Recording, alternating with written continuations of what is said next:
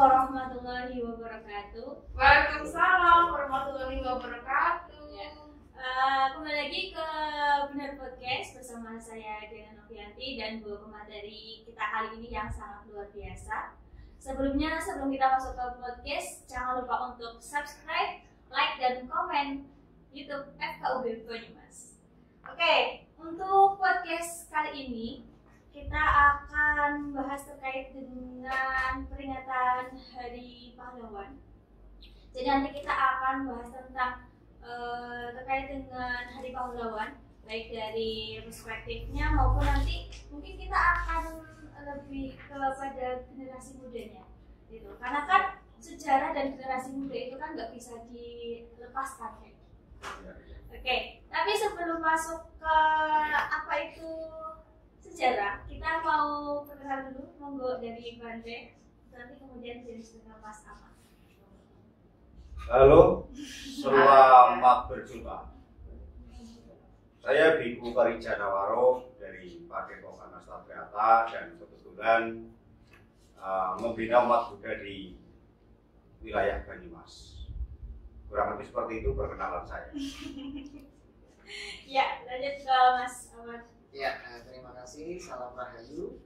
Perkenalkan, saya Amar. Enaknya sih Amar Kaset aja ya. Jadi saya mewakili Dinas Pendidikan Kabupaten Banyumas dalam hal ini juga sebagai sekretaris Majelis Rukun Kepercayaan kepada Tuhan Yang Maha Esa Kabupaten Banyumas. Oke, ya. Sebelum masuk ke sejarah, generasi muda itu kan biasanya tidak luput dari pertanyaan-pertanyaan kecil yang justru mengkritik gitu ya. Kadang-kadang kalau misalkan ketemu sama Bante itu kan sering bertanya nih, loh kenapa Bante kok menggunakan misalnya seperti itu, kayak gitu. Nanti mungkin bisa dijelaskan dan nanti teman-teman generasi muda bisa tahu, oh ternyata Bante itu menggunakan itu ada filosofinya atau mungkin ada aturannya atau apa, kayak gitu. Begini Mbak Diana, kalau saya jadi biku itu rambutnya juga tidak ada ya. Jadi sering juga saya itu dipanggilnya Gunawan. Sedikit gundul tapi kata orang menawan. Asik. Tapi yang pasti ini memang ada aturan kalau seorang biku itu tidak boleh merawat rambut sampai panjang dan setiap 1 bulan sekali pas bulan terang itu harus dipotong. Cuman yang sangat pasti sekali kalau rambut pendek ini ya pasti ngirit sampo. Sudah pasti seperti itu. Iya. Nah kemudian masalah pakaian ini saya memang orang yang paling menderita. Contohnya kalau pas Lebaran. Misalnya kayak Pak Kiai, contoh Pak Kiai Roki. Mungkin kalau Lebaran kurang 1 minggu, 3 hari banyak orang datang nganteri peci, nganteri sarung.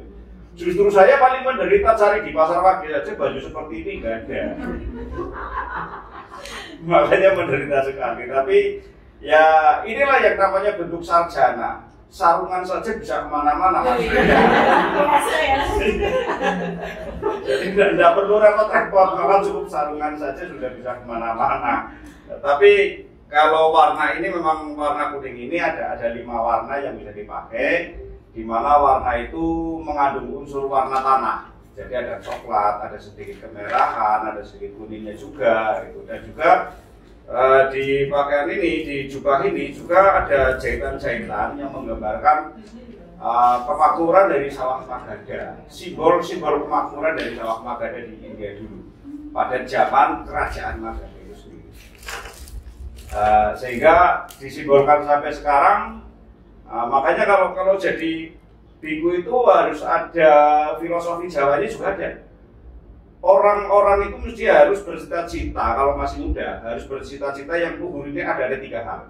Sembur, tutur, wubur. Kalau bisa nyembur, bisa tutur, bisa wubur, pasti jadi orang tua yang istilahnya bukan tua kabluk. Tua kabluk itu tua keparasan, hanya mumpluk-mumpluk ubanin aja. Tapi paling tidak bisa memberi manfaat ya kepada generasi-generasinya, kepada lingkungan kita hidup di mana. Kira-kira seperti itulah. Oke, itu untuk terkait dengan ini ya tadi ada jubah dan ada filosofi dari Gunawan. Lanjut ke kenapa Bante? Kan kalau orang ini kan taunya ada Biku gitu kan. Tapi kenapa Bante ini menggunakan kata Bante? Sebutan bagi rohaniwan Buddhis itu ada dua, bisa dipanggil biku, bisa dipanggil bante. Tapi kalau biku itu lebih cenderung dipergunakan pada saat acara-acara ritual keagamaan, dan itu sifatnya lebih eksklusif hanya di lingkungan sangga atau para biku saja. Tetapi kalau bante ini bisa dipergunakan untuk istilahnya panggilan harian atau secara umum. Jadi kalau di Indonesia ini kan sebetulnya yang lebih terkenal istilah biksu sebetulnya. Nah, kalau kalimat biksu itu sebetulnya justru dari Mandarin, bukan dari kitab Tripitaka. Kalau kitab Tripitaka sendiri itu kan menggunakan bahasa Pali. Kalau bahasa Pali itu hanya ditulisnya biku sama bante. Kurang lebihnya ya kalau di Muslim mungkin kayak di Muslim itu ya semacam kayak Pak Yai atau Pak Ustadz gitu. Oke, terima kasih. Lanjut ke Mas Amar nih, generasi muda. Ini dari Mas Amar bisa mungkin menjelaskan kepada generasi muda terkait dengan kepercayaan ya. Kan kalau kata penghayat itu kan mungkin agak masih asing di generasi muda. Mungkin bisa menjelaskan dengan sederhana kepada generasi muda bahwa oh ini di Banyumas itu ada yang dari hal-hal yang biasanya dikenalkan ada hal baru kayak gitu dari Mas Amar sendiri. Ya, jadi pada prinsipnya kepercayaan yang ada di tanah Nusantara itu kan sudah ada sejak sebelum Indonesia merdeka. Jadi apa yang menjadi keyakinan atau yang menjadi upaya manusia atau masyarakat Indonesia, masyarakat Nusantara pada waktu itu dalam ranah hubungan pribadi dengan Sang Maha yang mereka yakini itu sejatinya apa ya, semua hal yang kalau sekarang ya ada kaitannya bisa disebut sebagai agama. Walaupun pada prinsipnya agama itu sendiri kan juga istilah dari bahasa kita sendiri. Nah, kepercayaan terhadap Tuhan Yang Maha Esa lengkapnya ini setelah perjalanan dulu ada masa-masa kolonial, ada masa pemerintah era reformasi, bahkan ada yang Orde Baru dan sebagainya. Ini ada beberapa hal-hal yang membuat kita dianggap barang baru gitu ya. Karena apa yang menjadi kebutuhan konsumsi publik ini ya memang yang tahu atau yang menjadi informasi umum secara umum ya adalah 6 agama yang sekarang gitu ya. Tetapi pada prinsipnya setelah Indonesia merdeka itu sejatinya kepercayaan terhadap Tuhan Yang Maha Esa itu juga sudah diakui oleh negara. Itu tertuang dalam garis besar negara. Cuma memang dalam perjalanannya identitas sebagai para penganut kepercayaan ini boleh dikatakan masih mendapatkan atau kita masih harus berjuang untuk itu bisa diakui sah secara hukum atau secara tata negara. Yang dulu itu ketika para penganut kepercayaan ini dalam identitas kependudukan itu agama .2 strip atau agama .2 kosong.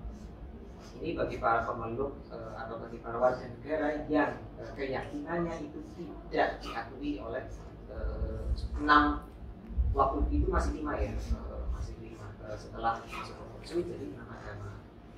Tetapi sekarang ini kepercayaan terhadap Tuhan Yang Maha Esa sudah diakui, sudah sah secara hukum berdasarkan hasil judicial review ya. Waktu itu kita menggugat tentang Undang-Undang Nomor 23 Tahun 2006 yang isinya dari agama .2 strip atau agama .2 kepercayaan yang secara ini tidak menguntungkan bagi kita juga, karena para penganut kepercayaan akhirnya terstigma sebagai orang-orang yang tidak beragama, orang-orang yang menjadi bagian dari organisasi tertentu, apalagi organisasi terlarang waktu itu. Nah, jadi pada prinsipnya kepercayaan terhadap Tuhan Yang Maha Esa itu adalah keyakinan atau tata laku hubungan pribadi dengan Tuhan yang dalam menjalankannya ini ajarannya adalah sesuai dengan kearifan lokal bangsa Indonesia. Jadi kepercayaan terhadap Tuhan Yang Maha Esa ini sudah ada di Nusantara dari Sabang sampai Merauke, dari Miangas sampai Pulau Rote itu sebenarnya ada. Oke, ya itu untuk prolog ya sebelum kita masuk ke inti dari pembahasan podcast ini. Nah, sebenarnya dari tadi penjelasan dari Bante sama Mas Ali itu kan juga ada unsur sejarah. Di filosofi itu kan juga sebagai bagian dari sejarah gitu. Nah, menurut Bante dan Mas Ali sendiri, sejarah itu apa sih?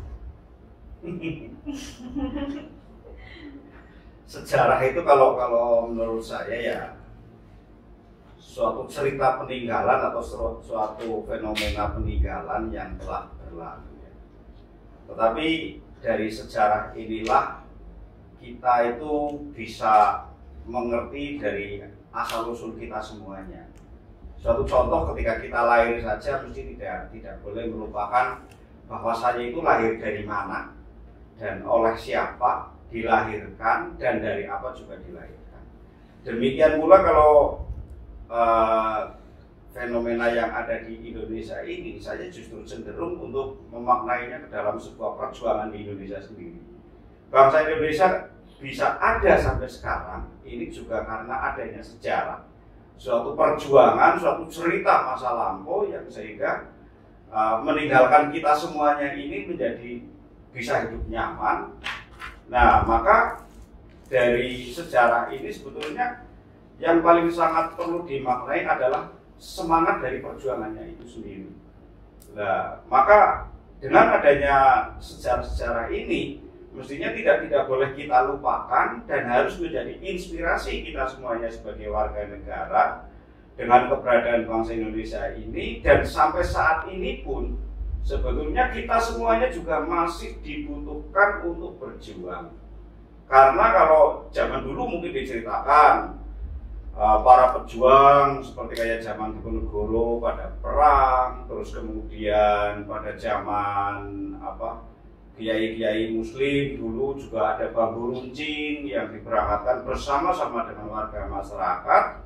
Nah, maka hari ini kita semuanya juga perlu berjuang untuk membangun keutuhan NKRI ini. Saya kira yang paling penting itu, karena ketika NKRI tidak bisa ditegakkan, maka keberadaan Indonesia ini juga nanti akan melupakan sejarah dan hilang dari cerita semua itu.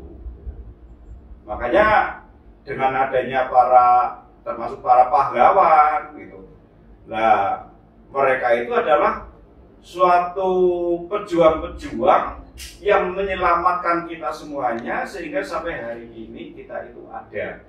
Sehingga sudah seyogyanya kalau kita itu senantiasa menghormati para pejuang itu, menghormati para pahlawan. Dan saya justru paling menekankan dari semangat perjuangan itu, justru kita sendiri ini yang harus senantiasa tetap berusaha untuk memperjuangkan masing-masing pribadi agar menjadi masyarakat yang baik dari sisi duniawi maupun dari sisi spiritual.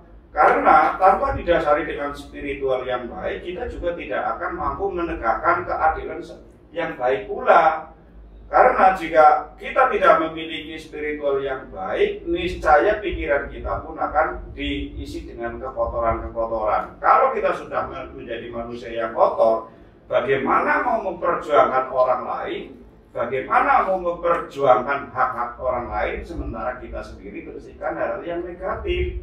Maka yang namanya perjuangan di dalam semangat kepahlawanan ini sebetulnya perjuangan yang tanpa pamrih dan benar. Yang saya maksud benar, ini bukan benar karena berjuang untuk kelompoknya, atau mungkin sukunya, atau mungkin rasnya, tapi kita semangat berjuang untuk bangsa dan negara semua yang ada di Indonesia ini.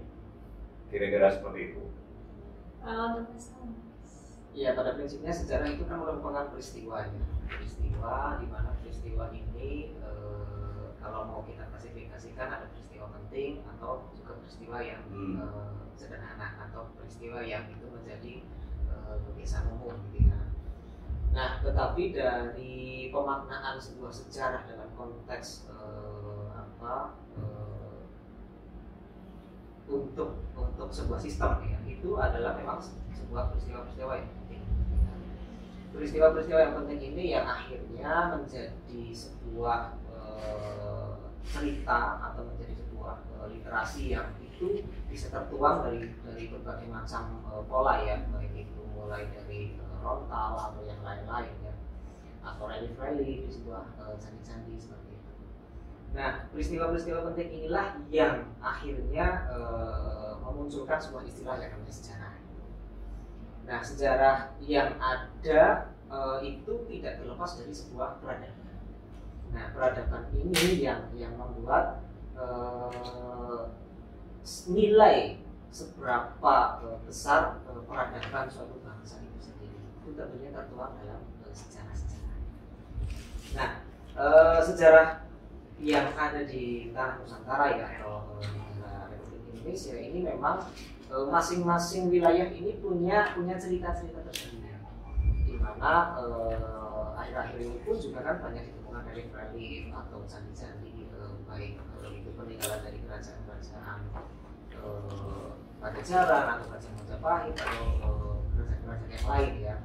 Nah, itu yang membuat suatu nilai, suatu karakter kekuatan suatu bangsa itu sendiri.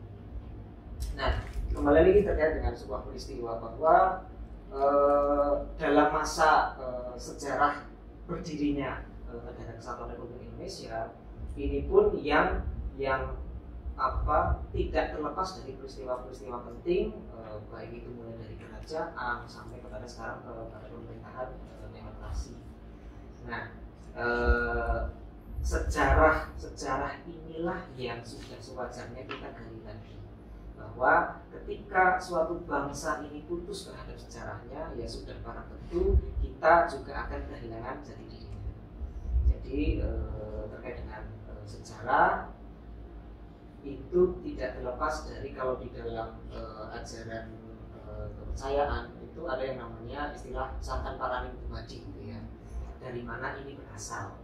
Nah, kenapa kita harus mengetahui peristiwa atau mengetahui sejarah atau mengetahui dari mana kita berasal?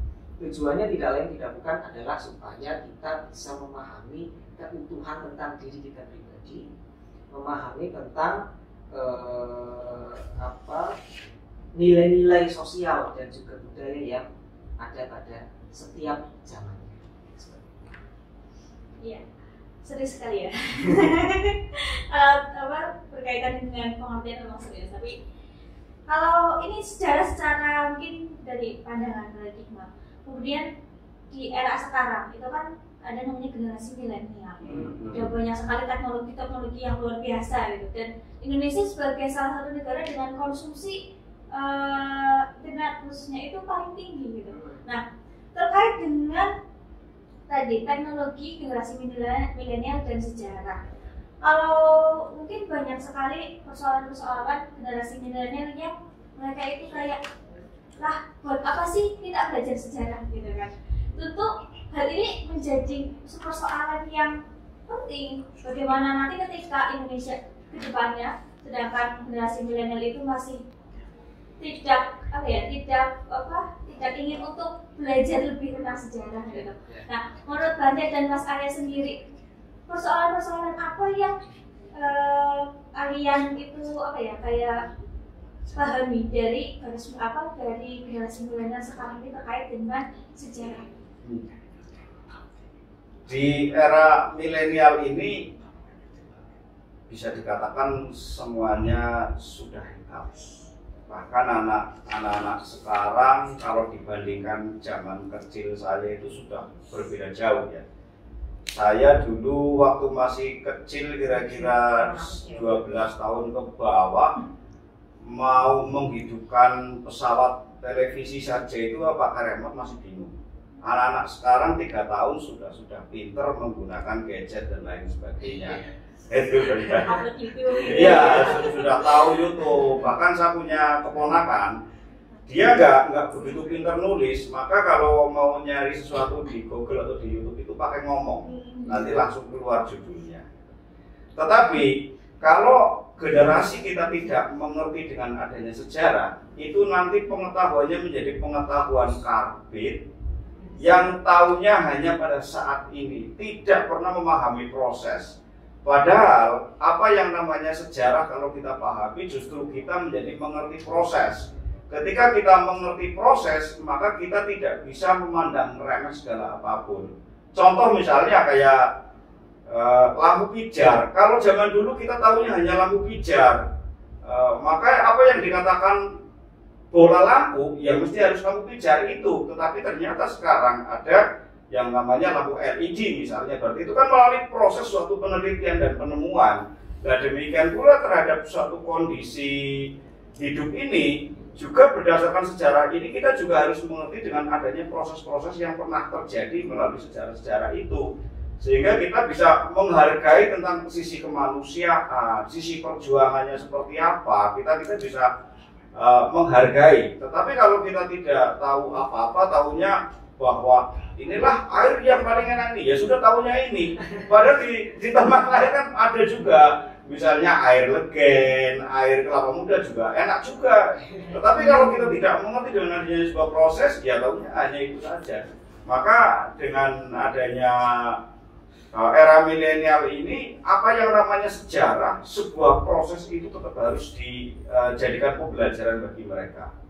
Sebenarnya nyambung ya Pak. Jadi ketika kita menikmati mie instan ya kan? Ya.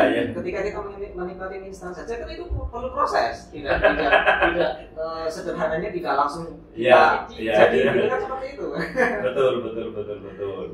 Ada proses ketika kita harus menyiapkan bahan, menyiapkan kompor, peralatan dan sebagainya sampai kepada pengaduk, itu kan proses gitu loh. Padahal judulnya saja mie instan gitu ya.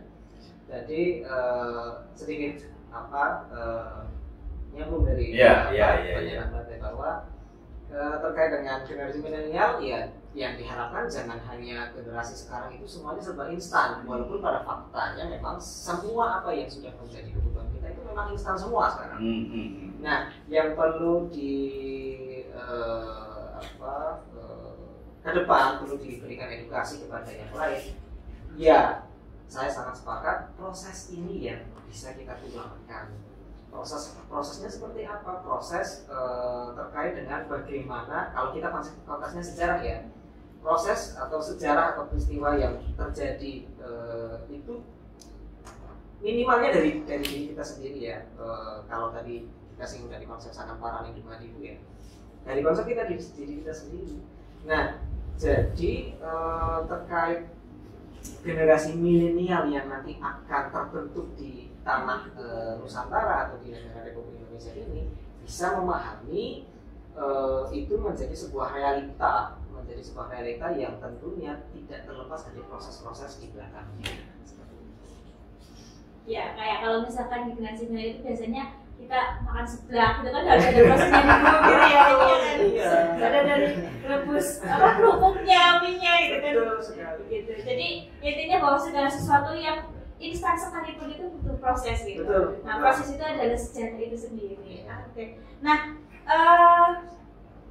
kira-kira sikap seperti apa ya untuk generasi milenial? Misalkan gini, saya sudah belajar sejarah, saya sudah belajar tentang pahlawan siapa, dan kontribusinya terhadap negara. Ketika saya sebagai generasi milenial itu ingin menjadi pahlawan, sikap atau kriteria seperti apa yang bisa kita usahakan untuk menjadi pahlawan generasi milenial?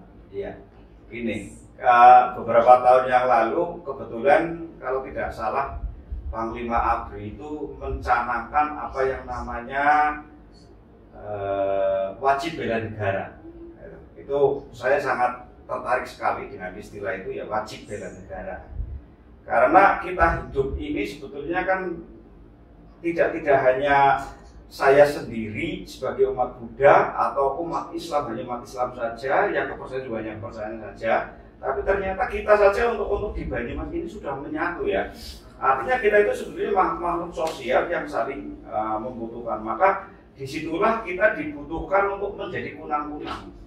Kunang-kunang itu kecil, tetapi yang namanya cahaya kunang-kunang mampu menerangi di kegelapan malam. Artinya apapun agamanya, apapun etnisnya, kita tetap harus menjadi manusia yang bermanfaat. Bagi saya itulah yang namanya pahlawan seperti itu. Tanpa pamrih tapi bisa menerangi yang lain. Ya, kalau bagaimana generasi milenial ke depan ini bisa memahami atau memaknai tentang makna atau istilah pahlawan itu ya. Sederhananya kembali lagi kepada dari mana asal usul itu sendiri. Contoh sederhana ketika sama halnya ketika dalam perkembangan zaman yang ada saat ini, apa yang bisa kita lakukan dari sisi generasi milenial ya, di mana gempuran media, gempuran berita di media sosial yang luar biasa ya. Kalau yang bisa disikapi seperti apa, bagaimana sesuai dengan jati diri kita. Nah, tidak terlepas kepada menciptakan generasi milenial yang berjati diri seperti itu. Nah, itulah yang nantinya akan menjadi pahlawan yang sebenarnya. Contoh sederhana dalam masa pandemi sekarang misalkan, dengan kita tidak membagikan atau share berita-berita yang itu belum tentu kebenarannya di media sosial kita, itu menjadi sebuah nilai tersendiri, atau kita sama halnya itu kita bisa menjadi pahlawan gitu ya. Pahlawan untuk siapa? Minimal untuk diri kita sendiri. Jadi kita tidak perlu muluk-muluk, saya harus bisa ini, harus bisa itu, saya harus berjuang seperti ini, saya harus pegang senjata. Tetapi dalam konteks yang sederhana adalah kita sebagai pejuang atau sebagai pahlawan yang kita bisa mengendalikan jari kita, yang kita bisa mengendalikan lisan kita, dan kita bisa mengontrol tentang perilaku kita. Ini dalam konteks kehidupan sosial ya, kehidupan bermasyarakat. Nah, dalam situasi yang sudah ranahnya adalah dalam situasi kenegaraan ya, untuk membela nusa atau membela tanah air, ya jelas tentunya bagaimana kita bisa mendukung program-program yang dicanangkan oleh pemerintah. Menyikapi dengan situasi sekarang lagi-lagi ya, menyikapi dengan situasi sekarang di mana kita tidak tahu apa-apa, masih sebatas ibaratnya kita hanya ngerti satu botol air mineral, tapi kita sudah pamer nih, kita sudah menghujat sana, menghujat sini, tanpa tahu kebenaran secara pasti dari apa yang kita pahami. Jadi pahlawan ke depan ya adalah dalam ruang lingkup generasi milenial, menjaga jari jemari dan juga menjaga lisan, menjaga perbuatan. Itu pahlawan. Berarti intinya bisa ya generasi muda itu menjadi generasi milenial menjadi pahlawan. Bisa, sangat bisa. Jadi begini Mbak Diana, saya nambahin ya. Kalau yang namanya generasi muda, apalagi yang masih anak-anak, itu sebetulnya dari kita-kita yang sudah dewasa ini tinggal menciptakan lingkungan. Lingkungannya seperti apa, anak itu memiliki kecenderungan akan meniru. Anak-anak, sifatnya anak-anak itu susah untuk diajari, lebih susah untuk diajari, tapi lebih mudah untuk mencontoh. Maka begini, kalau misalnya orang tuanya pandai berantem, nggak usah diajari anak-anaknya nanti bisa berantem. Orang tuanya kikir pelit, nggak usah diajari nanti dia akan pelit. Makanya kondisi keluarga, kondisi lingkungan ini sangat menciptakan bagaimana anak ini ke depan akan menjadi pahlawan atau tidak. Kira-kira seperti itu. Iya, kalau lihat, ibu saya misalkan pintar masak gitu Iya. ya. Anaknya pintar makan.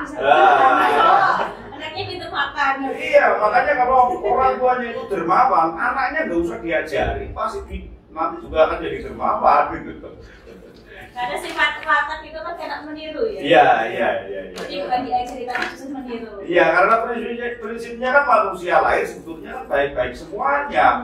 Yang menjadikan tidak baik pikiran dan batin terisi sesuatu yang negatif. Nah itu yang nanti terekam dalam bawah sadar dan akhirnya muncullah menjadi perilaku. Oke. Nah, ini untuk apa ya? Gini, misalkan kita ini generasi milenial itu kan otomatis kita selalu pegang gadget nih. Iya. Kira-kira hal apa saja yang kita bisa lakukan dengan gadget untuk bisa pertama terkait dengan sejarah, terus kedua terkait dengan bela negara, terus terkait dengan peningkatan spiritualitas gitu, apa yang kita bisa lakukan dengan gadget itu? Selain tadi yang Mas Arya sudah sebutkan ya, mungkin ada hal-hal lain yang bisa kita lakukan dengan ini gadget saya nih bisa digunakan saya sebagai pahlawan. Iya. Yang namanya gadget itu kan sebetulnya kurang lebihnya sama seperti kayak pisau. Pisau kalau untuk motong tahu, motong cabai dimasak jadi enak, bermanfaat.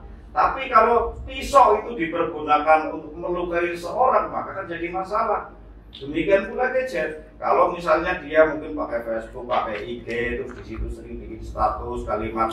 Ya kalau yang misalnya anak-anak dari Muslim sering jiplak dari kitab-kitab misalnya yang dari Nasrani misalnya juga jiplak dari itu kan kalimat-kalimat yang baik-baik. Lah artinya itu juga memberikan manfaat yang positif. Tetapi kalau di situ sudah untuk mengeluh gegana, gelisah galau merana itu ya artinya tidak manfaat. Jadi tergantung pemakaiannya. Nah, hal itu juga harus ada yang paling utama adalah pengawasan dari orang tua sendiri.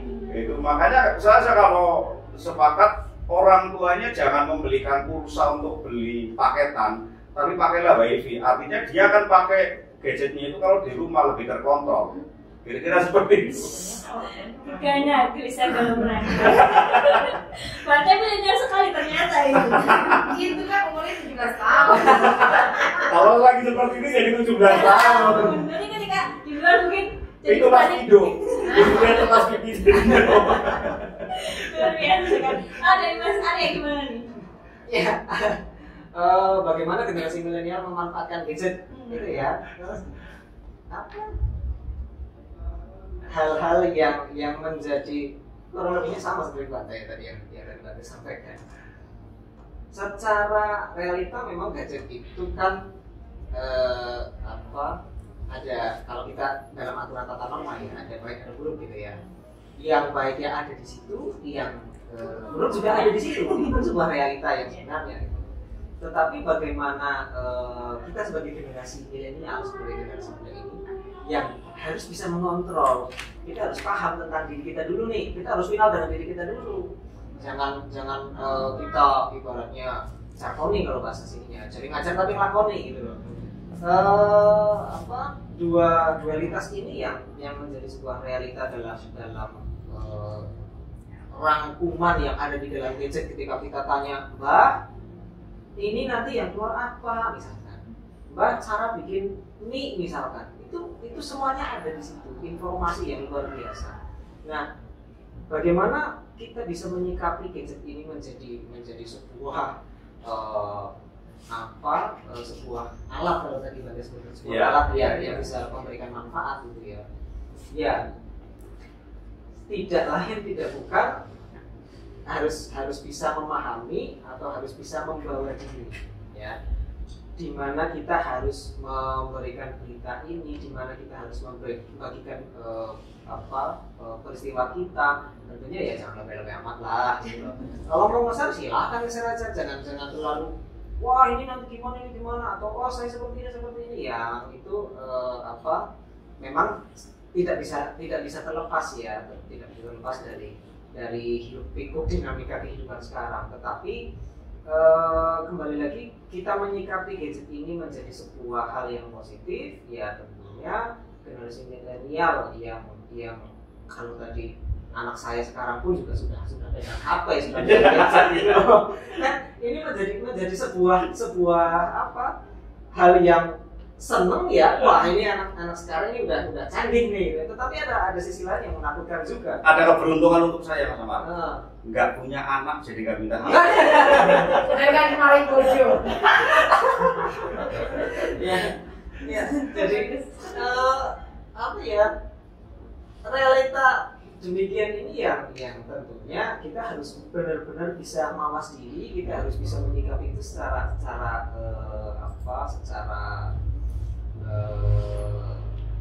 bijaksana seperti itu. Kembali lagi bahwa realitas di mana ada dualitas itu sebuah hal yang memang menjadi keadaan dalam kita beraktivitas, bermedia sosial, berkebudayaan dan lain sebagainya. Nah, peristiwa-peristiwa penting kalau ini yang nanti akan menjadi, kalau kembali pada sejarah ya, ketika kita membagikan peristiwa-peristiwa penting yang itu bisa bermanfaat untuk diri kita, bisa bermanfaat untuk orang lain, dan inilah yang akan membentuk kualitas sejarah kepada generasi milenial selanjutnya. Oke, gitu ya. Ini untuk diskusi podcast kali ini sangat luar biasa sekali. Sangat gegana. Sangat gegana. Oke, nah mungkin ini untuk podcast kali ini kita cukupkan. Nanti mungkin kalau misalkan masih ada pertanyaan dari teman-teman generasi milenial, silakan kalian komen di YouTube FKUB. Kalian tanyakan saja apa yang bikin kalian itu resah terkait dengan sejarah gegana.